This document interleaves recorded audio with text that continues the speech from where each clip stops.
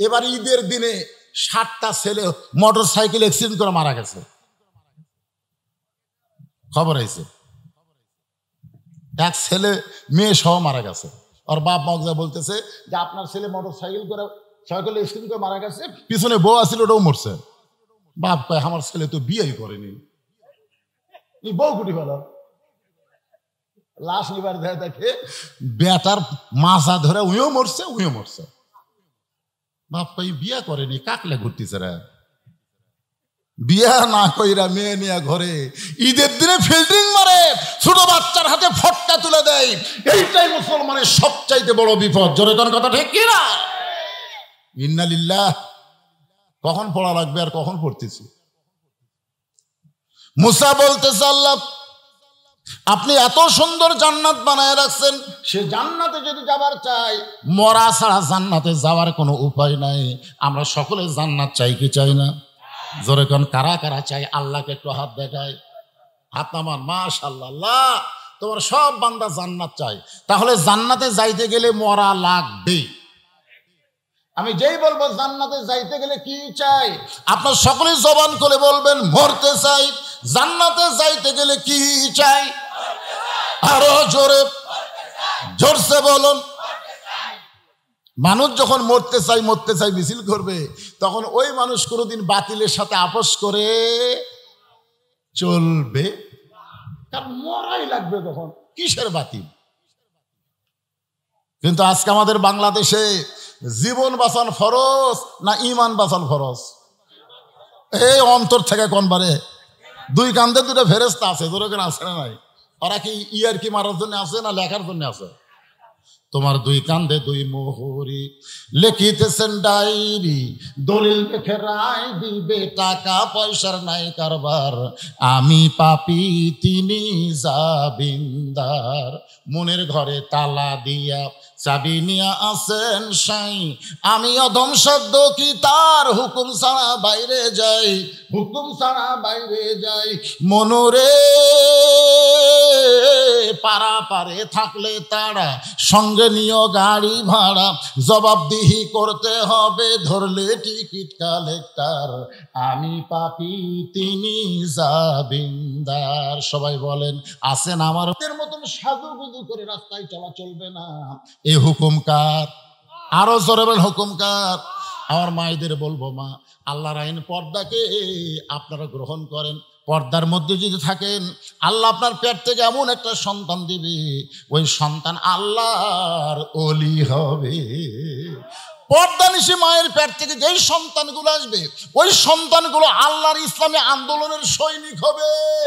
বেপর্দা নারীর পেট থেকে যারা আসবে, তারা কোরআনের সৈনিক হতে পারবে না। ধরে কোন ঠিক কিনা? বেপর্দা নারী যারা কি না, বিশ্বব্যাপী আজকে বলবো না। বেপর্দা নারী যারা শয়তানের গোডাউন, তারা শয়তানের গোডাউন বোঝেন না? পেটের ভিতর থেকে যে মালগুলা বাড়াবে, এগুলো সবগুলা শয়তান হবে। আজকে রাস্তাঘাটে তাকায় দেখেন, মানবরূপী শয়তান কম না বেশি? রোজার দিনে হোটেলের দরজাত কালো পর্দা দিয়ে সমানে খায়। এক ছেলে আমার কয়, হুজুর 11 মাস আমার খিদা কম, রোজার মাসে এত খিদা লাগে বুঝি না। আমি কইলাম তোর মার কাছে গিয়ে বল তো কেন খিদা লাগে। তোকে আমার মা কেমনে যাবে জানবে? বলেই দেখ। ও মায়ের কাছে গিয়ে বলতেছে, মা 11 মাস আমার খিদা কম, রোজার মাসে এত খিদা লাগে কেন? মা বলতেছে, তোর দাদি এই সর্বনাশ করছে। তুই যখন আমার পেটে ছিলি তখন তোর দাদি আমাকে সত্য দিল যে রোজা রাখা যাবে না, রোজা রাখলে পেটেটা যদি শুকা যায়, এই জন্য জোর করে আমাকে রোজা ভাঙ্গাইছে। আমি রোজার মাসে খাইছি, তুইও খাইছিস। রোজার মাসে পেটের ভিতরে তোর খাওয়ার অভ্যাস আছে, বাইরে এসে তুই রোজা থাকবার পারবি? এই জন্য মা যদি ভালো হয়, পেটের বাচ্চা আল্লাহর ওলি হয়, ভালো একটা সন্তান যদি চান, একটা ভালো মায়ের দরকার। জোরে কোন কথা ঠিক কিনা? আপনারা বলেন তো, হাসান হোসেন যে মায়ের পেট থেকে হয়েছে, এই মাটা কেমন? আজকে সেও আমি পুরোপুরি আপনাদের করব না। আমার মা বোনদের কথা বলতে গিয়ে বললাম, মা ফাতেমার চরিত্র গ্রহণ করা লাগবে। এমন পর্দার মধ্যে ফাতেমা ছিল, রাতের অন্ধকারেই দুনিয়া থেকে বিদায় নিয়েছে, রাতের অন্ধকারে থেকে দাফন করা হলো। দাফন করার সময় কোনো মানুষ ছিল না, একজন মানুষ তাকে দাফন করে আল্লাহর কাছে ফরিয়াদ করলেন, আল্লাহ ফাতেমা পর্দানিশী, আমি স্বামী হইয়া দোয়া করতেছি, আল্লাহ তার পর্দাকে কবুল করে নাও। এ দোয়া করার সঙ্গে সঙ্গে তাকে দেখে সামনে কয়েকটা পুরাতন কবর দেখা যায়। এই মাত্র ফাতেমার কবর দিছে, সেই নতুন কবর আর নাই। গোটা জান্নাতুল বাগে হযরত আলী দৌড়াই, ফাতেমার কবর, ফাতেমার কবর, এখনই ফাতেমার কবর দিলাম, সেই কবরটা গেল কোন জায়গায়? আল্লাহ ডাক দিল, আলী রে, ফাতেমা পর্দানিশী, আমি আল্লাহ জোহরা ডিগ্রি দিয়া ফাতেমার কবরটাকেও কিয়ামত পর্যন্ত পর্দা করে দিয়েছি। এখন মায়েরা যদি ফাতেমার সঙ্গে জান্নাতে যাবার চায়, তাহলে পর্দার দরকার আছে না নাই? দরকার আছে না নাই? আমার মায়েদের আলোচনা এখন সমাপ্ত করে মরবো আমরা কার জন্য? মুসা বলতেছে, আল্লাহ মৃত্যুকে পছন্দ করার 2 নম্বর কারণ হলো, আমার মৃত্যুটা কেবলমাত্র আপনার জন্য অক্ষ করেছি। আজকে যারা এখানে জীবিত অবস্থায় ওয়াজ শুনতেছে, সবাই জবান থেকে বলেন, আমরা মরবো কার জন্যে? আরো জোরে বলেন। যে লোকটা বলতেছে না ও মরবে, যে বলতেছে ও মরবে, কিন্তু 2 জনের মরা এক হবে না।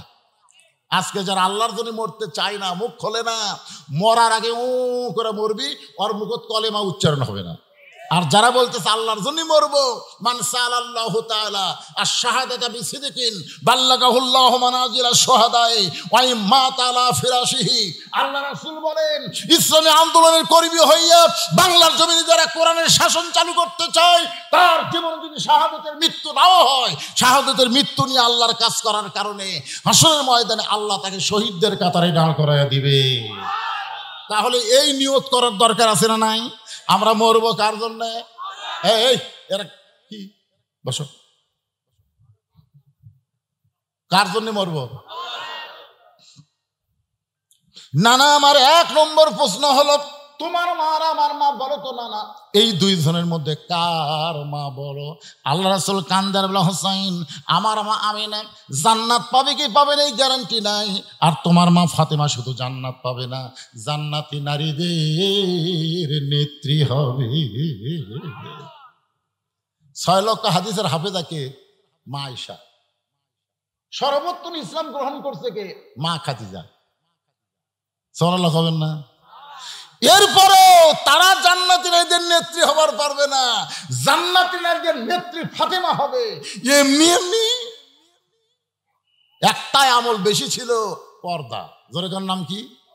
রাসূল বললেন, ফাতেমা তোমার মা আয়েশা আমার সঙ্গে হজে যাবার চাই, তুমি কি যাবা? ফাতেমা বলতে, তো হজের কি দরকার, আপনি 4টা আমল করছেন, তার মতো হজ নাই।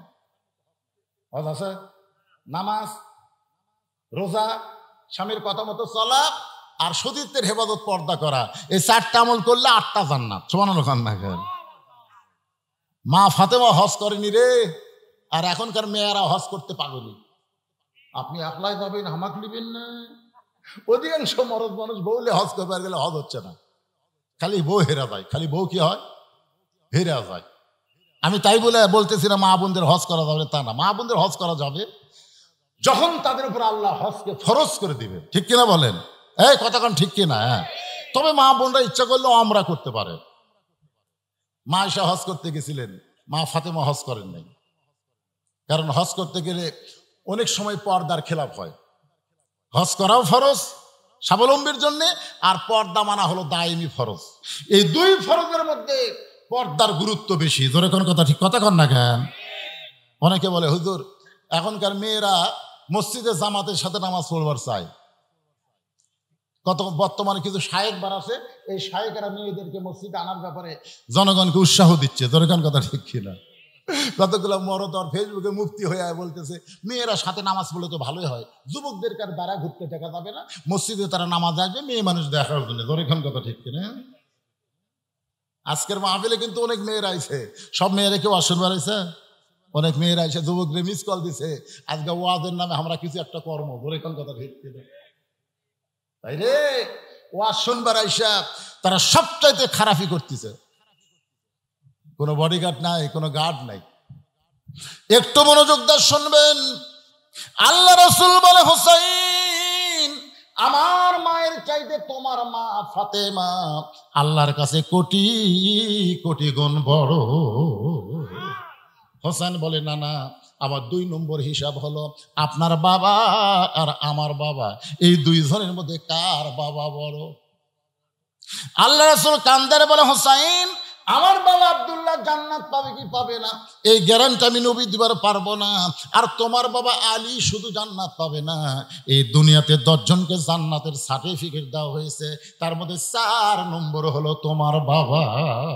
আমার বাবার চাইতে তোমার বাবা আল্লাহর কাছে কোটি কোটি গুণ বড়। হোসেন বলে, নানা আমার 3 নম্বর হিসাব হলো তোমার নানা আর আমার নানা, এই দুইজনের মধ্যে কার নানা বড়? সঙ্গে সঙ্গে হযরত ওমর দৌড়ে এসে ওই হোসেনকে বুকের মধ্যে নিয়ে বলে, হোসেন রে, আমি মূর্খ মানুষ বলে বেয়াদবি করছি, কিন্তু আলী তো জ্ঞানী হইয়া তোমার মুখে ঠাসি মারলো কেন? আলী রে, এই মহান মুখে তুই কেন ঠাসি মারলি? ও বাবা হোসেন, তোমার নানার নানা ওয়াহাব জোহরিকে দুনিয়ার কেউ চিনবে না, আর তোমার নানাকে শুধু দুনিয়ার মানুষ না, স্বয়ং আল্লাহ কোরআনে করেছেন ঘোষণা, ওয়া ইন্নাকা লাআলা খুলুকিন আযীম।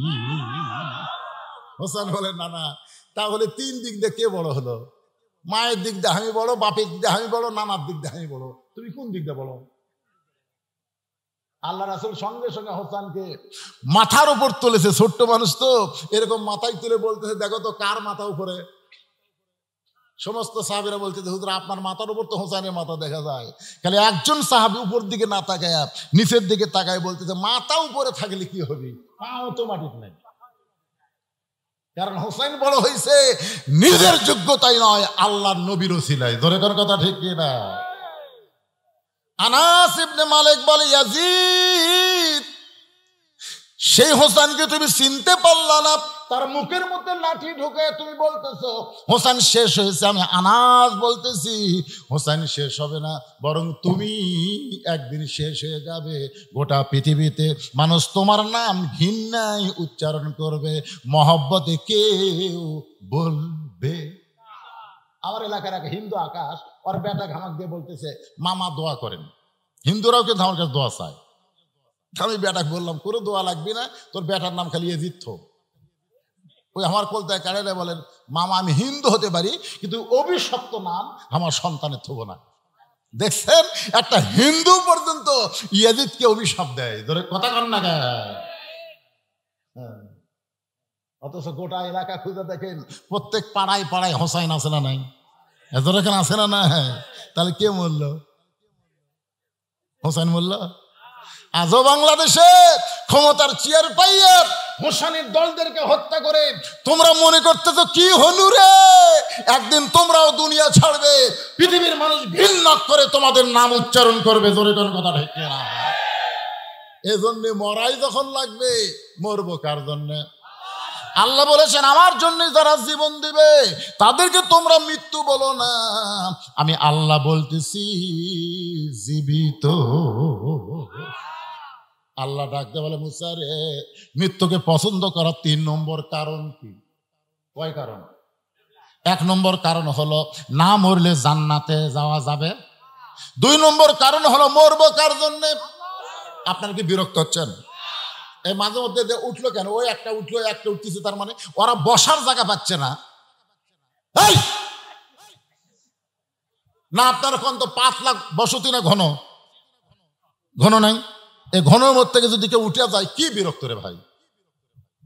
না, যারকে পেশাব ঘন ঘন হয় তারা সাইডে বসেন, মাঝখানে বসলেন কেন? আল্লাহর কোরআন, অনুনাজ্জিলু মিনাল কোরআনি মা হুয়া শিফাউ ওয়া রাহমাতুল লিল মুমিনিন। আল্লাহ বলেছেন, কোরআনের মহব্বত কলিজার মধ্যে নেও, আসন কোরআনের ওসিলায় পেশাব জাতীয় যত ব্যারাম আছে আল্লাহ ভালো করে দিবে। ধরে কোন ঠিক না? আপনি কি কবার চান? কোরআনের পাওয়ার কম না বেশি? আর সেই কোরআনে ওয়াজ শুনতেছেন। মৃত্যুকে পছন্দ করার 3টা কারণ, 2টার কারণ কেবল কইছি, 3 নম্বর মজার কারণ এখনো বলিনি। ওঠেন কেন ভাই? সারা রাত চলবি না? সারা রাত কেন চলবে? কেমন করে ঘুমাও তুমি ফজর করে কাজা, এমনও হতে পারে তোমার জোহরে জানাজা। তখন আমরা বলবো ফজর কাজা হওয়ার কারণ হলো আমরা ওয়াজ শুনছি, আর ওয়াজ শোনার পরে এমন ঘুমায় গেছি আমরা চেতন পাইনি। এই জন্যে আপনাদের এলাকায় খেয়াল করে দেখবেন মসজিদের কোনো মুয়াজ্জিন ওয়াজ শোনে না। আপনি দেখবেন মুয়াজ্জিনেরা কিন্তু ওয়াজ শোনে না, কারণ ওয়াজ শুনবার গেলে ফজরের নামাজের আযান দিবার পারবি না। ধরে কোন কথা ঠিক না? তো ভাইজান আমরা এমন সময় ওয়াজ শেষ করব আমাদের ওয়াজও শোনা হবে, আবার ফজরের নামাজ জামাতের সঙ্গে আদায় হবে। ধরে কোন ঠিক? ফজরের নামাজ বাড়িতে পড়লে হবে। রাসূল বলেছেন দুইটা নামাজ কেউ যদি জামাতে নামাজ না পড়ে যে মুনাফিকের মৃত্যু হবে তার। একটা হলো ফজর আর একটা হলো ইশা। এই দুইটা নামাজ আমাদের জামাতে আদায় করা লাগবে। কথা কর না কেন? কথা কর না কেন? বাড়িতে খালি হকা হক মারতেছেন হবি না। ফজরের নামাজ যদি আমরা জামাতে পড়তে চাই সময় মতো আলোচনা শেষ করব। এবার মৃত্যুকে পছন্দ করার 3 নম্বর কারণ বলার আগে আমি একটা গান গাবো। গানটা একটু মনোযোগ দিয়ে শোনেন যুবকেরা। তোমরা তো বহু গান পাচ্ছ, এখন আবার নতুন একটা গান বাড়াইছে। একটা মানুষ হইয়া তুমি কয়জন রে বিলাও মন, মুখে তোমার মিষ্টি কথা অন্তর কয়লার মতন। যাই হোক গানটা কি আমি পুরোপুরি বলতেছি না, কিন্তু একটু ঝাঁকি দিলাম, যুবকেরা বুঝবার পারছে। একজন মানুষ হইয়া তুমি কয়জনকে বিলাও মন, দেহ থাকে মসজিদে মন থাকে বাহিরে। এরকম মুসল্লি আছে না নাই? মসজিদের মধ্যে ঢুকেছে, আয় আয় সবাই নামাজ পড়ে চলে গেছে, মুই একলাই। জুতা চোর চিন্তা করে কেউ তো নাই, মুই একলাই। আর জুতা কুটি খুঁজে দেখে দরজাত নাই। আস্তে আস্তে ওর কাছে এসে দেখে ওর কাছে বাক্স, ওই বাক্সর মধ্যে 1000 টাকা নতুন জুতা থুয়া ওই নামাজ পড়তেছে। চোর মনে করতেছে 4 রাকাত সুন্নত পড়তে অনেক টাইম লাগবে, আমি এই সুযোগে জুতাটা নিয়ে যাই। ওই কেবল জুতাতে হাত দিতেই ওই নামাজ বাদ দিয়ে খফ করে হাত ধরছে। চোর বলছে ভাই আপনি তো নামাজ পড়তেছেন, নামাজি বলতেছি জিহাতুল কাবা ওয়াল জুতা।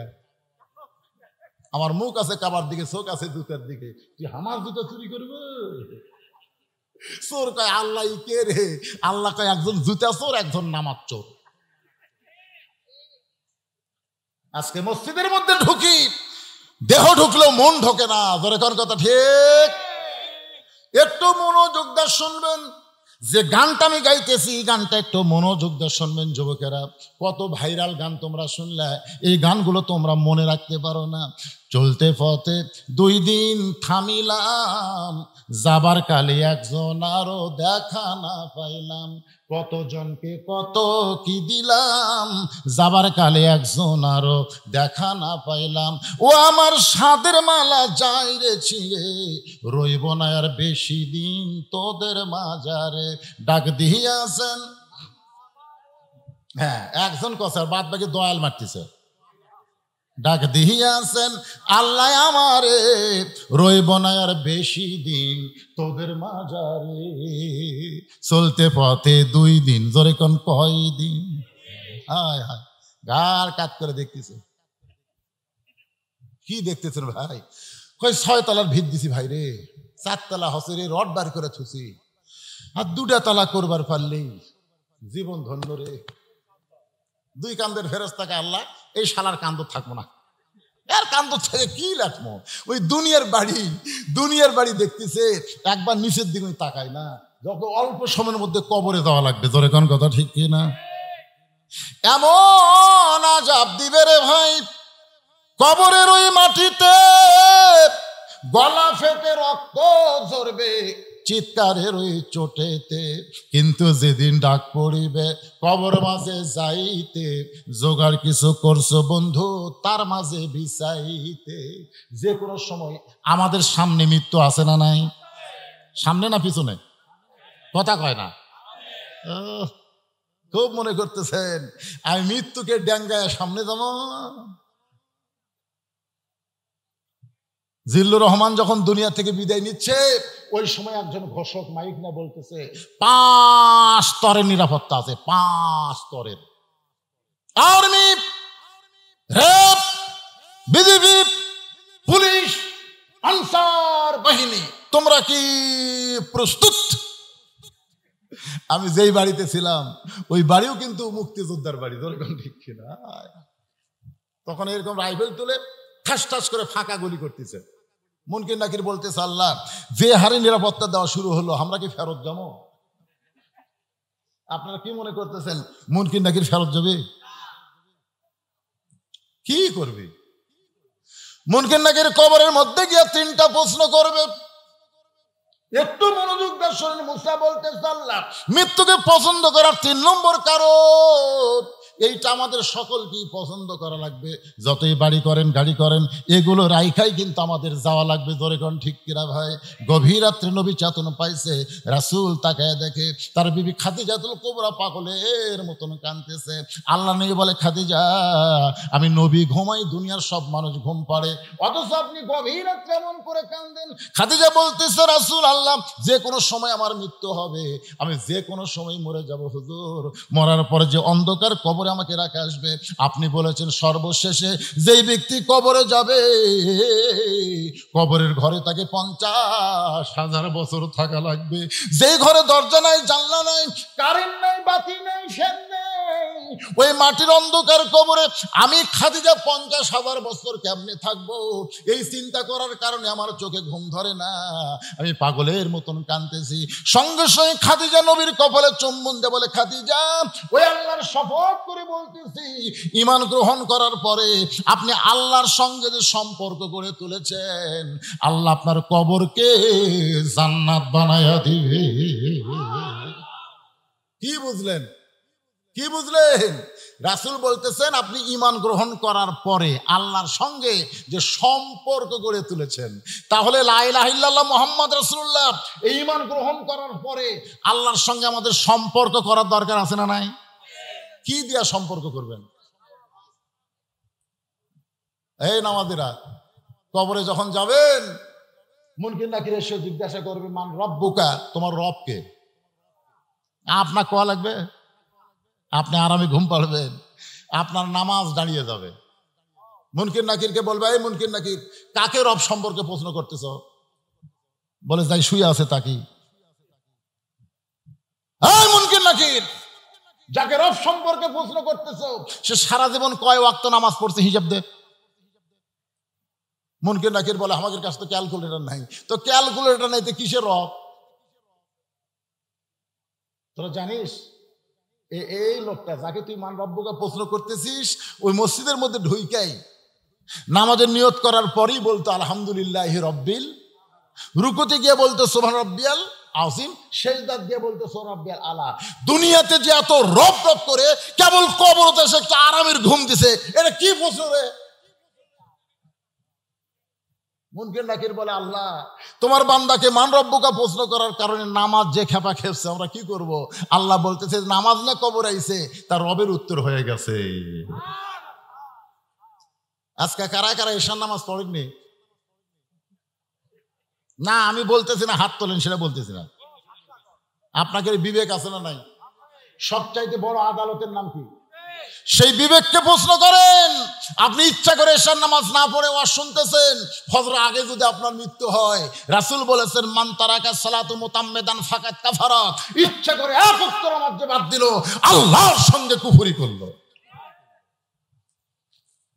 নিজের বিবেককে প্রশ্ন করেন। ভাই ঈশার নামাজ না পড়ে আপনি বিছানায় ঘুমাতে যান, একটু মনোযোগ দিয়ে শোনা লাগবে। রাসূল বলেন, খাদিজা ওই আল্লাহর শপথ করে বলতেছি, ঈমান গ্রহণ করার পরে আপনি আল্লাহর সঙ্গে যে সম্পর্ক গড়ে তুলেছেন, আল্লাহ আপনার কবরকে জান্নাত বানায় দিবে। ঈমানের পরে আল্লাহর সঙ্গে সম্পর্ক করতে গেলে 1 নম্বর ইবাদতের নাম হলো নামাজ। জোরে বলেন, নাম কি? এই 5 ওয়াক্ত নামাজ আমাদেরকে আদায় করা লাগবে। মসজিদের পাশে মাহফিল, এত সুন্দর মসজিদ, পুরাতন মসজিদ, এই মসজিদটা শুধু বানাইলে হবে না, মসজিদ ভরান লাগবে। ধরে কোন কথা ঠিক? বর্তমান প্রধানমন্ত্রী 564টা মসজিদ বানা দিছে। পৃথিবীর কোন প্রধানমন্ত্রী এত মসজিদ বানায়নি যেটা বাংলাদেশের প্রধানমন্ত্রী বানালো। আপনারা বলেন তো, এতগুলো মসজিদ না বানায় যদি সিনেমা হল বানিয়ে দিত, কথা কন না কেন? পারত না। এবার ঈদে 10টা ছবি মুক্তি পাশে, হল পায়নি, খালি শাকিব খানের রাজকুমার পাশে, বাদ বাকি পায়নি। আগে 600টা হল ছিল, আর এখন হলের সংখ্যা মাত্র 90টা।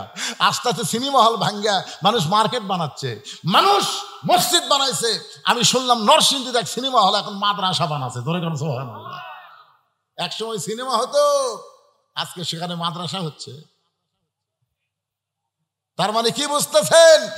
প্রধানমন্ত্রী মসজিদ বানাইছে, বানায় বাংলার মুসলমানকে দেখায় দিছে মসজিদ শুধু বানাইলেই হবে না, মসজিদে নামাজের দরকার আছে না নাই? মডেল মসজিদ চায় থেকে আমাকে দেখতেছে। আমরা যাওয়ার সঙ্গে আসসালামু মসজিদ থাক, আপনাকে আক্কেলপুরেই দেখবেন এই সোনার ভিতর দিয়ে আসতে একটা মসজিদ আছে না নাই? হ্যাঁ হ্যাঁ, কি মসজিদ? আমি ওদের গাড়ি থামে দেখি, আমি প্রধানমন্ত্রীকে অনুরোধ করব, খালি মসজিদ বানালে হবে না, এই মসজিদ ভরানোর একটা ব্যবস্থা করা লাগবে। ধরে কোন কথা ঠিক কিনা? আল্লাহ কোরআনে বলেছে, আল্লাযীনা ইম্মাক্কান্নাহুম ফিল আরদ, মুসলমানের মধ্যে কাউকে যখন ক্ষমতা দেওয়া হবে, মুসলমানের মধ্যে কেউ যদি প্রধানমন্ত্রী হয়, তার 1 নম্বর দায়িত্ব হলো পদ্মা সেতু নির্মাণ করা, 1 নম্বর দায়িত্ব হলো 564 মসজিদ করা, 1 নম্বর দায়িত্ব হলো 8 রাস্তা ওসার করা। তাও 1 নম্বর দায়িত্ব না, 1 নম্বর দায়িত্ব হলো আকামুস সালাত, নামাজ কায়েম করা। দরকার কথা ঠিক কিনা? আজকে প্রধানমন্ত্রী যদি ঘোষণা করে এত সুন্দর মডেল মসজিদ বানানো হয়েছে, আজান দেওয়ার পরে মুসলমান দাবি করে, অথচ মসজিদের মধ্যে ঢোকে না, ওই জালেমদেরকে ধরো, ওদের পাছার কাপড় খুলে 5টা করে বাড়ি মারো। আপনারা বলেন তো সবচাইতে বড় জালেমকে? আজান শোনার পরে মুসলমান দাবি করে, নামাজ পড়ে না, এর চাইতে বড় জালেম আর দুনিয়াতে নাই। দরকার কথা ঠিক কথা কন না কেন? পুলিশদেরকে বলতেছে, ওই আজান দেওয়ার সময় যারা বাহিরে ঘুরতেছে ধরে পাছার উপর 5টা করে বাড়ি বসাও। আজকে আমি পুলিশ ভাইকে বলবো, আলেমদেরকে না ধরে জালিমদের ধরেন। ধরে কোন কথা ঠিক না? উল্টা হয়ে গেছে, উল্টা হয়ে গেছে। জালেমদের না ধরে আলেমদের ধরতেছে। আপনি কি মনে করতেছেন খালি সরকারি আইন করে দেখুক 5টা করে বাড়ি বসালে মুয়াজ্জিন আজান দেওয়া লাগবে? আজানের আগেই খালি ঘড়ি দেখবি। আমি সরকার প্রধানকে বলবো, শুধু মসজিদ বানালে হবে না, আল্লাহর সঙ্গে সম্পর্ক গড়াইতে গেলে আমাদের যুবকদেরকে নামাজ আদায় করা লাগবে। হয়তো বলতেছেন হুজুর যুবক বয়সে কেন? আর নামাজ এমন একটা ইবাদত ভাইজান, এইটা সব বয়সে হয় না। নামাজটা ধরতে হবে 7 বছর থেকে তালিম, আর 10 বছর থেকে জোর করে। এই নামাজটা যদি আদায় করতে পারেন, সম্পর্ক হবে কার সাথে? রাসূল বলে, খাদিজা, ওই আল্লাহর শপথ করে বলতেছি, ঈমান গ্রহণ করার পরে আল্লাহর সঙ্গে সম্পর্ক করেছেন, আল্লাহ আপনার কবরকে জান্নাত বানাইয়া দিবে। খাদিজা বলতেছে, ইয়া রাসূলুল্লাহ, আমার বিশ্বাস আমার কবর আল্লাহ জান্নাত বানাই দিবে, কিন্তু হুজুর আপনার কাছে যদি কিছু চাই আপনি কি আমার দিবেন না?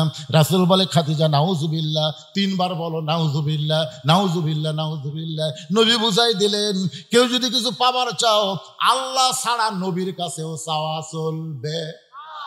আল্লাহর ধন নবীরে দিয়ে, আল্লাহ আছে গায়েব হইয়া, নবীর ধন খাজানিয়া শুয়ে আছে আজমিরে, কেউ ফিরে না খালি হাতে, খাজারে তোর দরবারেতে। ইয়াকা নাবুদু ওয়া ইয়াকা নাস্তাইন। নামাজের মাধ্যমে বান্দার সম্পর্কে আল্লাহর কাছে এমন হবে, ওই বান্দা জীবন দিবে কিন্তু আল্লাহ ছাড়া অন্য কারো কাছে সাহায্য চাবে না। তোর কোন কথা ঠিক কিনা? একমাত্র সাহায্য করার মালিক কে? ফিলিস্তিনি মুসলমান প্রতিদিন মসজিদে যায়, কেউ নামাজ আদায় করার পারে, আর কেউ দুনিয়া থেকে বিদায় নেই, প্রতিদিন যায়। ঈদের দিনেও গুলি করা হলো, 122 জন ফিলিস্তিনি মুসলমানকে ওরা হত্যা করলো। এরপরেও মুসলমান কিন্তু যাওয়া বন্ধ করে দেয়নি। কেন যাচ্ছে? কেউ আদায় করতেছে নামাজ, আর কেউ আল্লাহর কাছে পৌঁছে যাচ্ছে। ধরে এখন সুবহানাল্লাহ। একটু মনোযোগ দেন। খাদিজা বলে, রাসূলুল্লাহ, আপনি 3 বার নাউজুবিল্লাহ বলার কথা কেন বললেন? 3 বার নাউজুবিল্লাহ বলার কথা কেন বললেন? রাসূল বলে, খাদিজা, আল্লাহ ছাড়া নবীর কাছে চাওয়া চলবে না। খাদিজা বলে, হুজুর আপনার কাছে এমন একটা জিনিস চাই, সেইটা আল্লাহর দেওয়ার মতন ক্ষমতা নাই। নবী চমকে বলে, খাদিজা আপনি আমার কাছে কি চান যেটা আল্লাহ দিবার পারবে না? খাদিজা বলে, হুজুর আপনি দীর্ঘ 37 বছর পর যখন গাড়ে সুরের মধ্যে ঢুকলেন, ওই গাড়ে সুরের মধ্যে আপনি একটা সাধনা করলেন, ওই সাধনা করার পরে আল্লাহ তাআলা কোরআনের 5টা আয়াত প্রথম আপনার উপর নাজিল করলো। প্রথম কোরআনের 5টা আয়াত, জোরে বলেন কয় আয়াত? খেয়াল করেন হুজুর, আপনি আর গাড়ে সুরের মধ্যে যান, গাড়ে হীরার মধ্যে যান নাই, জাবালে নূরের মধ্যে আপনি যান নাই। আপনি আসার পরে আমি খেয়াল করে দেখলাম আপনি পরনের যে জুব্বাটা, যেই জুব্বা পরা অবস্থায় ফেরেশতা জিবরাইল আপনার সঙ্গে কোলাকুলি করছে, যেই জুব্বা পরা অবস্থায় আল্লাহ তাআলা আপনার উপর কোরআন আয়াত নাজিল করছে, ওই জুব্বাটা আপনি যত্ন করে রাইখা দিয়েছেন। আমার মনে বড় আশা, আমি মরে যাওয়ার পর এই জুব্বাটা আমার কাফনের কাপড় দিয়া দিবেন। হুজুর ওই জুব্বাটা যদি কাফনের কাপড় পায়, আমার বিশ্বাস কবরের কোন আযাব এই খাদিজার দেহ স্পর্শ করবে না। কারণ এই জুব্বা সাধারণ কোনো জুব্বা না, ওই জুব্বার সঙ্গে আল্লাহর কোরআনের সম্পর্ক রয়েছে। মুসা বলতেছে আল্লাহ মৃত্যুকে পছন্দ করার 3 নম্বর কারণ, এই কারণ বলবার জন্য একটা গান গাইছি। গানটা আপনারা বুঝবার পারছেন কিনা জানি না, ভাইজান একটু মনোযোগ দিয়ে শুনবেন। ওই 3 নম্বর কারণ বলার আগ দিয়া আমি মা খাদিজাকে আপনাদের সামনে উপস্থাপন করে খাদিজা বলতে যে হুজুর যার সাথে কোরআনের সম্পর্ক আছে তার দাম বেড়ে যায়। আমি সেই কোরআনের পরশের জুব্বাটা আমার কাফনের কাপড় হিসাবে দিবার চাই। আপনারা বলেন তো, এই কোরআনের সম্পর্ক যার সাথে তার দাম কম না বেশি? বেশি। একই কাছের কাঠ দিয়ে 3টা জিনিস বানাচ্ছে, একটা হলো খাট, একটা সোফা আর একটা রেহাল। আপনারা বলেন তো 3টার মধ্যে দাম বেশি কার? রেহালের। আপনাকে যদি বলা হয় ভাই ওই খাটটা দিয়ে রেহালটা নাও তো, আমি আজকে বলতেছি বাইতুল মুকাদ্দাস আর বাইতুল্লাহ। রাসূল বললেন বাইতুল্লাহর দাম বেশি আর বাইতুল মুকাদ্দাসের সম্মান বেশি। বাইতুল্লাহ আব্রাহা বাদশা ধ্বংস করবার আইছিল, আবাবিল পাখি দিয়ে আল্লাহ সাইজ করে দিয়েছে। আর বাইতুল মুকাদ্দাস ইহুদিরা দখল করবার চায়, এ পর্যন্ত আল্লাহ আবাবিল পাখি পাঠায়নি, 32,000 ফিলিস্তিনকে তারা হত্যা করেছে। ধরে কথা কন না কেন? বর্তমান প্রধানমন্ত্রী পর্যন্ত আফসোস করেছে, ওরা শিশু বাচ্চাদেরকে টার্গেট করে হত্যা করতেছে। কারণ ফিলিস্তিনের এক মা বলেছে পৃথিবীর অনেক মায়েরা সন্তান জন্ম দেয় আর আমরা কোনো সন্তান জন্ম দেই না, আমরা একটা মুজাহিদের জন্ম দেই। ধরে কোন সুবহানাল্লাহ। এই কথা বলার পর থেকেই ইহুদিরা টার্গেট করছে এই বাচ্চাগুলোকে সাইজ করা লাগবে। প্রায় 20,000-এর মতন ছোট বাচ্চাদেরকে তারা হত্যা করছে। ওই বাচ্চারাই হবে সৈনিক। আর আমাদের বাচ্চাগুলো সব মোবাইল দিয়ে ভাত খায়, মোবাইল ছাড়া কান্না বন্ধ হয় না। ধরে কোন কথা কন না কেন? আমাদের গুলো মাল হচ্ছে মাল।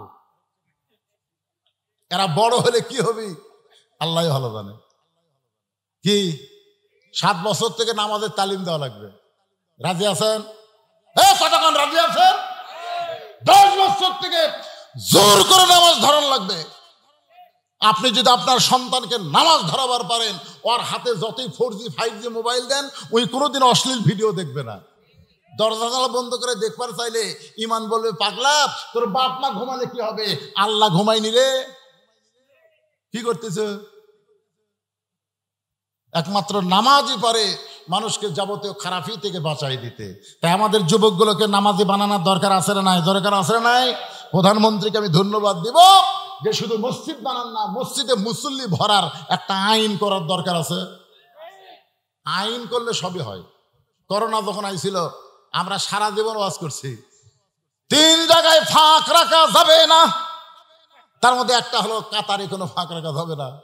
আমি সারা জীবন ওয়াজ করলাম ফাঁক বন্ধের। এক চৌকিদার এসে বলতে ভাই মসজিদে 5 ওয়াক্ত নামাজ 10 জনের বেশি ঢোকা নিষেধ, জুমার দিনে 12 জনের উপর চলবে না। পরের জুম্মায় দেখি রং লিয়ে আসে 2 হাত পর পর দাগ দিয়ে দিচ্ছে। আমি বললাম চৌকিদার সাহেব কি করেন? বলে হুজুর ফাঁক ফাঁক করে নামাজ পড়া লাগবে। সারা জীবন ওয়াজ করলাম ফাঁক বন্ধ করো, আর করোনা এসে ফাঁক করে দিল। আমি যদি বলি ভাই ফাঁক বন্ধ করেন, না হুজুর মর্ম নাকি? আপনি বলেন তো মারার মালিককে? জোরে মারার মালিক কে? কিন্তু করোনা এসে বোঝা গেল যে আল্লাহর কোনো পাওয়ার নাই, সব পাওয়ার হলো করোনার। সেই সময় কিন্তু প্রাইমারি বন্ধ ছিল, কিন্তু হাফেজি মাদ্রাসা একটাও বন্ধ ছিল না। আপনারা জানেন করোনার সময় প্রাইমারি কি কথা কন না কেন, প্রাইমারি বন্ধ, হাফেজি মাদ্রাসা খোলা। ওই সময় অনেক ছোট ছোট বাচ্চাদেরকে আমার মাদ্রাসায় ভর্তি করে দিল।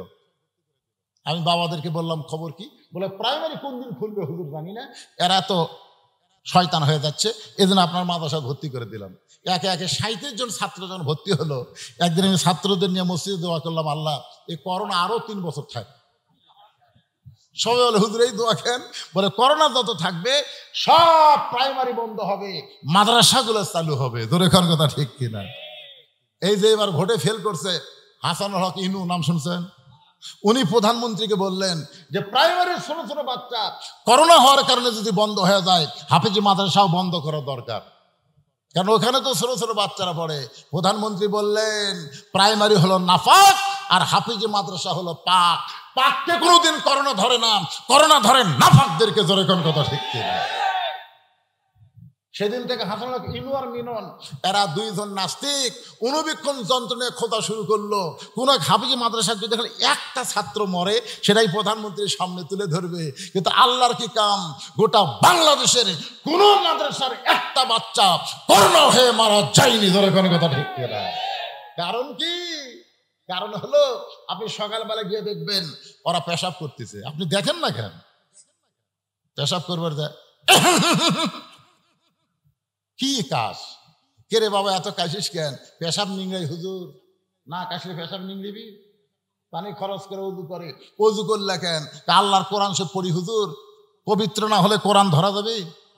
ছোট ছোট বাচ্চারা পেশাব করে পানি লাই, উজু করে আল্লাহর কোরআন হাতে নিচ্ছে, সুবহানাল্লাহ খান, কোরআনের সাথে সম্পর্ক করতেছে। আর প্রাইমারি গুলা পিঠের ওপর ব্যাগলা খাড়া হয়ে পেশাব করতেছে। আমি বললাম কে রে পাগলা, বস রে বস, বসে থাকে পেশাব কর, খাড়া হয়ে করিস কর। কোন ক্লাসে পড়িস? তুই পড়িস চাচা, তো কেমনে পেশাব করা লাগে তোর স্যার শিখাইনি? বসে থাকে খর। চাচাকে যে কি কর, প্রাইমারি পেশাবখানা যায় দেখি আমার স্যারই খাড়া হয়ে পেশাব করে, চাচা আমার স্যারই করে। এখন আপনি বলেন আপনার মাসুম বাচ্চাকে আপনি আকদম বাকদমের সাথে সম্পর্ক করবেন না আল্লাহর কোরআনের সঙ্গে সম্পর্ক রাখবেন? কোরআনের সঙ্গে সম্পর্ক যদি করতে চান একটু মনোযোগ দেন। খাদিজা বলে রাসূলুল্লাহ ওই কাপড়টা, জুব্বাটা আমার কাফনের কাপড় হিসাবে যদি দেন, ওই কোরআনের পরশ থাকার কারণে আমার কবরে যত আযাব আসুক না কেন আমার দেহ আযাব স্পর্শ করবে না। রাসূল বলে খাদিজা আমি নবী বলতেছি, ঈমান গ্রহণ করার পরে আল্লাহর সঙ্গে যে সম্পর্ক গড়ে তুলেছেন, আল্লাহ আপনার কবরকে জান্নাত বানায় দিবে। মুসা বলতেছে আল্লাহ মৃত্যুকে পছন্দ করার 3 নম্বর কারণ হলো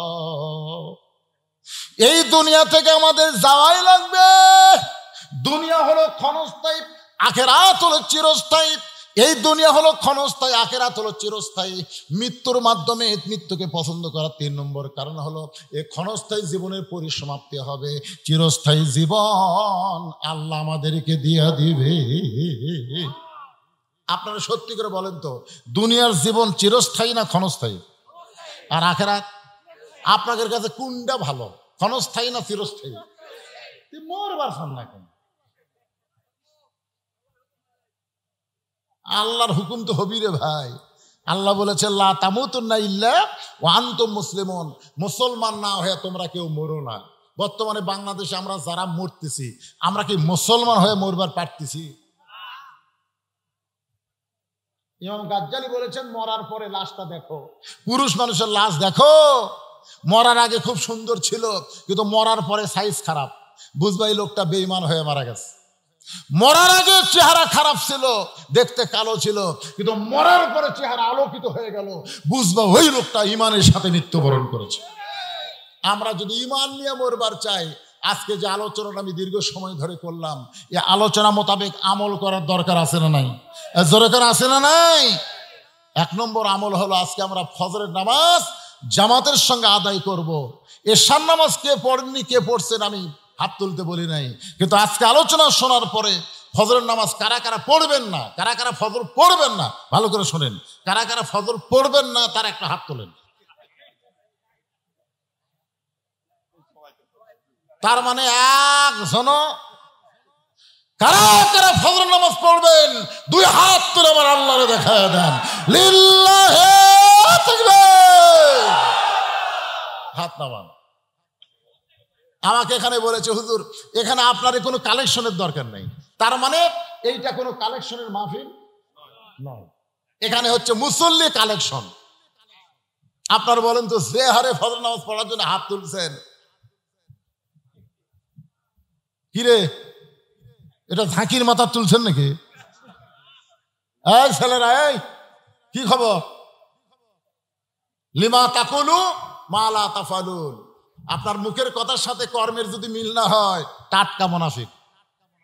আমরা ফজরের নামাজ জামাত আদায় করার জন্যেই বক্তাকে 10টায়, 10:30টায়, 11টায় তুলে দেওয়া হয় নাই, 9:30টায় মঞ্চ আনা হয়েছে যে আমরা এমন ভাবে ওয়াজ শুনবো এবং ওয়াজ শেষ করে মোনাজাত করে বাড়িতে গিয়ে ঘুম পাড়বো, ফজরের নামাজ জামাতের সঙ্গে আদায় করব।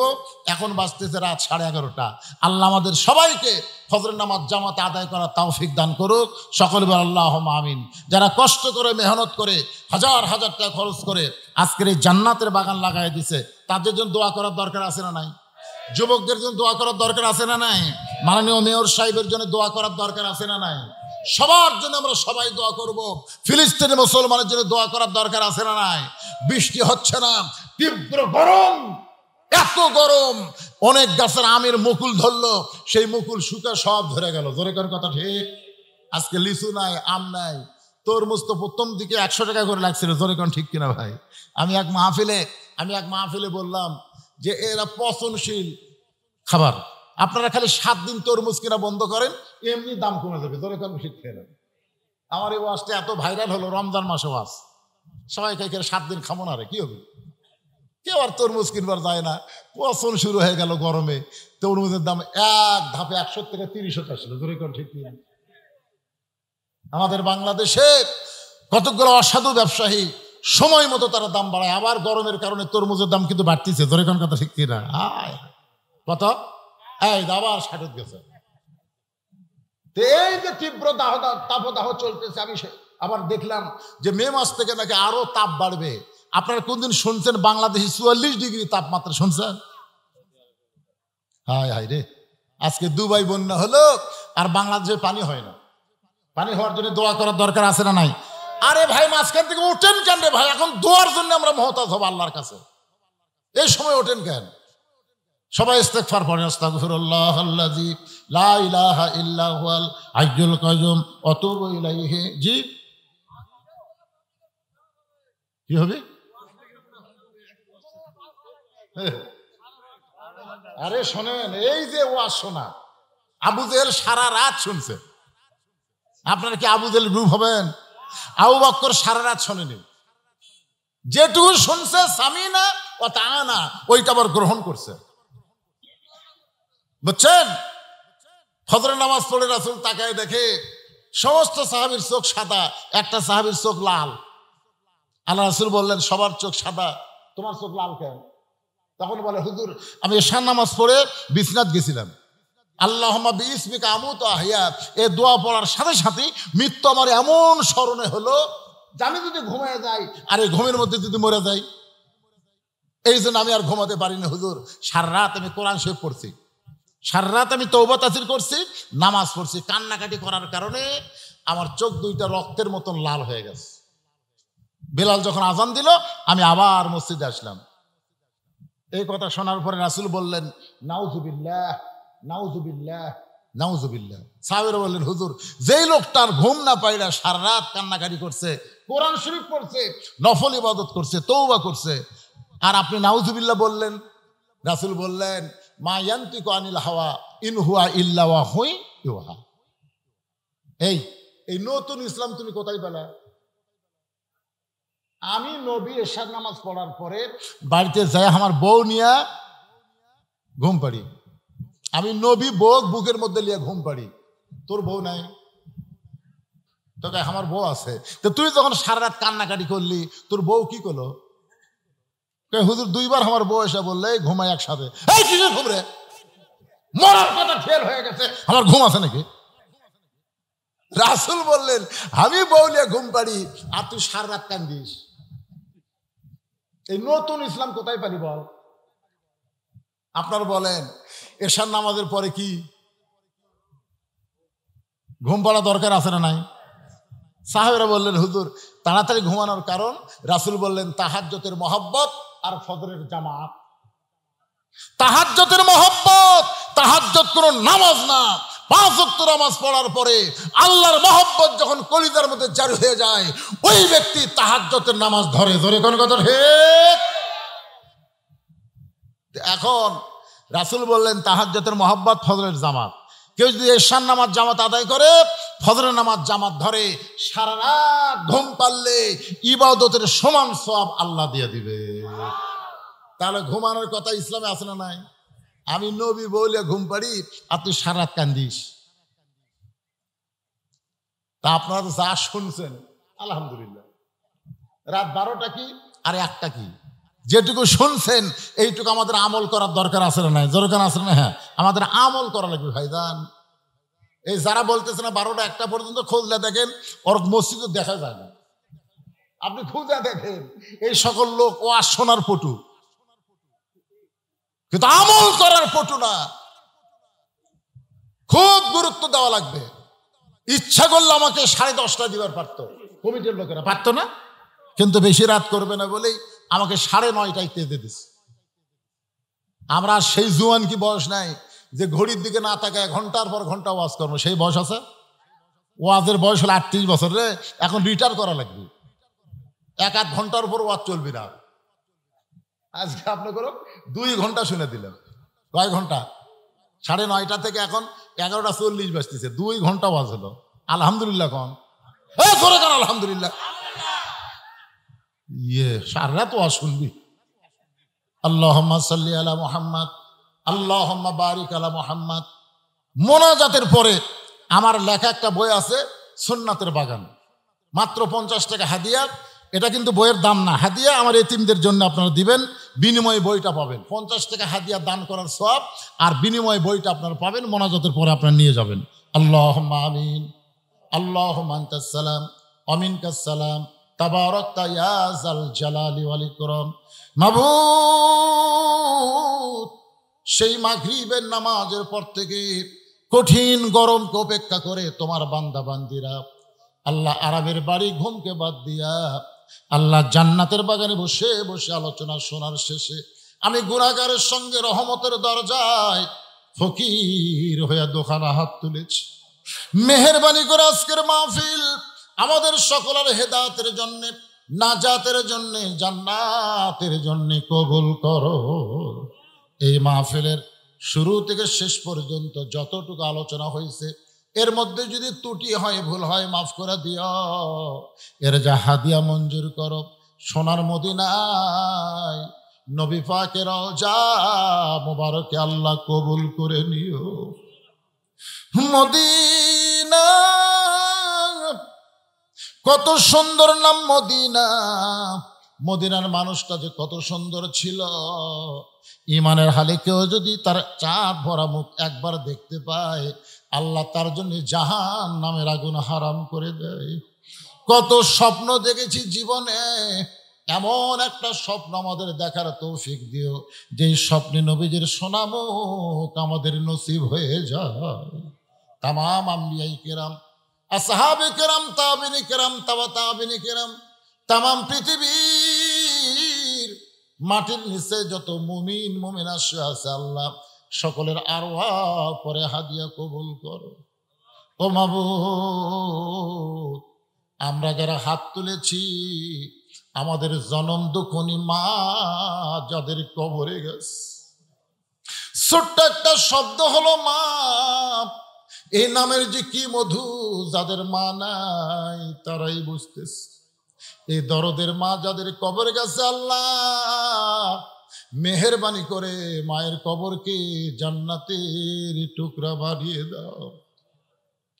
বাবার বাড়ি ঘর সবই আছে, আমাদেরকে ফাঁকি দিয়ে আছে এইভাবে এতিম হয়ে কবরে আছে। আল্লাহ মেহেরবানি করে বাবার কবরকে জান্নাতের টুকরা বানায় দাও। আল্লাহ যেই বাড়িতে ছিলাম, মুক্তিযোদ্ধার বাড়ি, তার বাবা চৌধুরী তার আমলে বাড়ি বানাইছে, আজও সেই বাড়িখানা আছে। ও মাবুদ মাওলা, আজকে বারবার সেই বাবার কথাই মুরব্বী বলতেছিল। বাবার কথা এখন মুখে উচ্চারণ করা যায়, কিন্তু বাবা নাই রে, অন্ধকার কবরে গেছে, মা নাই রে, কবরে গেছে। আল্লাহ তোমার দরবারে বলি, রব্বি রাহমহুমা কামা রব্বায়ানি সগীরা। আমাদের দাদা দাদি, নানা নানি, আত্মীয় স্বজন, শ্বশুর শাশুড়ি যাদের কবরে গেছে, আল্লাহ কবরবাসীদের মাফ করে দাও। এই পশ্চিম আমট্ট মসজিদকে কিয়ামত পর্যন্ত কবুল করো। তোমার যেই বান্দারা কষ্ট করে মেহনত করে গরমের দিনে জান্নাতের বাগান লাগাইছে, তাদের সকলকেই জান্নাতি কবুল করো। এই মাহফিলের জন্য যারা সর্বাত্মক সহযোগিতা করেছে, বুদ্ধি দিয়া, পরামর্শ দেওয়া, অর্থ দিয়ে, আল্লাহ এই মাহফিল ওসিলায় তাদের সকলকে জান্নাতি কবুল করো। আজকের মাহফিলের সম্মানিত সভাপতিকে আল্লাহ তুমি কবুল করো। আজকের মাহফিলের সম্মানিত প্রধান অতিথিকে, মেয়র সাহেবকে আল্লাহ তুমি কবুল করো। আমার প্রশাসনের ভাইরা, এই আক্কেলপুর থানার প্রশাসনের ভাইরা যারা মাহফিলের ব্যাপারে সর্বাত্মক সহযোগিতা করেছে, আল্লাহ তাদের প্রতি তুমি খাস রহমত করো। যেই ছেলেরা ভলেন্টিয়ারের দায়িত্ব পালন করেছে, রাস্তা দিয়ে গাড়ি চলাচল করতো, গাড়ি ঘোড়া বন্ধ করে দিয়া মাহফিলের সৌন্দর্য যারা বর্ধন করেছে, আল্লাহ তাদের সকলকে 5 ওয়াক্ত নামাজি কবুল করো। আল্লাহ মায়েদের জন্য দোয়া করি, আল্লাহ আমার মায়েরা পর্দানিশি কবুল করো। এমন পর্দা গ্রহণ করার তৌফিক দাও, মা ফাতেমার সঙ্গে যেন আমার মায়েরা জান্নাতি হয়, আল্লাহ কবুল করো। আমি সহ আমরা যারা অসুস্থ হাত তুলেছি, আল্লাহ সুস্থতার নিয়ামত দান করে দাও। অনেকে অনেকভাবে দোয়া চেয়েছে, আল্লাহ সকলের হকে দোয়াকে কবুল করো। আল্লাহ গোটা বিশ্বের মুসলমানকে হেফাজত করো। ফিলিস্তিন মুসলমানকে আল্লাহ তুমি বিজয় দাও। তোমার বাইতুল মুকাদ্দাস মুসলমানকে তুমি দিয়ে দাও। আল্লাহ আল্লাহ আসমানের বালা আসমানে নাও, জমিনের বালা জমিনে ডাবায়া দাও। রহমতের বৃষ্টি বর্ষণ করো। আল্লাহ আল্লাহ তোমার নবী বলেছেন, তীব্র গরম যখন বেড়ে যায়, জাহান্নামে নিঃশ্বাস তখন সেখানে চলে আসে।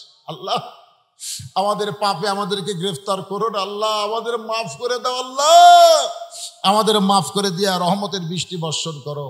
বৈশাখের ঝড় বৃষ্টি দিও না আল্লাহ, কোনো গজব দিও না। মাঠে ময়দানে যে ফসলগুলো আছে, আল্লাহ নিরাপত্তার সাথে ফসলগুলো মুসলমানের আমাদের সকলের বাড়িতে আসার তৌফিক দিয়ে দাও। আল্লাহ আক্কেলপুরে ব্যবসা বাণিজ্যের মধ্যে যারা লিপ্ত আছে, ব্যবসা বাণিজ্যে বরকত দিয়ে দিও। চাকরি বাকরিকে করলে চাকরির মধ্যে বরকত দিয়ে দিও।